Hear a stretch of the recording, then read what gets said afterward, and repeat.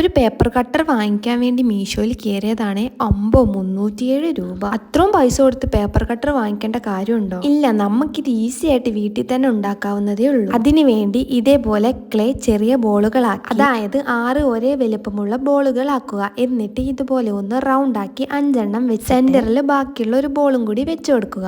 എന്നിട്ട് ഒന്ന് പ്രസ് ചെയ്ത് കൊടുത്ത് പയ്യെ കൈ കൊണ്ട് തന്നെ ഒന്ന് ഫ്ലവറിന്റെ ഷേപ്പ് ആക്കി എടുക്കുക. എന്നിട്ട് ഇതേപോലെ ബ്ലേഡ് എടുത്ത് കട്ട് ചെയ്ത് അകത്തേക്ക് കയറ്റി ഫിറ്റാക്കി വെക്കുക. പിന്നെ ഇതിനൊരു അടപ്പും കൂടി ഉണ്ടാക്കണേ. പിന്നെ നിങ്ങൾക്ക് ഇഷ്ടമുള്ള കളർ പെയിന്റ് ചെയ്ത് കൊടുക്കുക. എൻ്റെ ഫേവറേറ്റ് കളർ പർപ്പിൾ ആയതുകൊണ്ടാണ് ഞാൻ പർപ്പിൾ അടിച്ചു കൊടുക്കുന്നത്. പിന്നെ സെന്റർ പോർഷനിൽ യെല്ലോ കൂടി അടിച്ചെടുക്കുക. ബാക്ക് സൈഡും കൂടി പെയിന്റ് അടിച്ചെടുക്കാൻ മറക്കല്ലേ.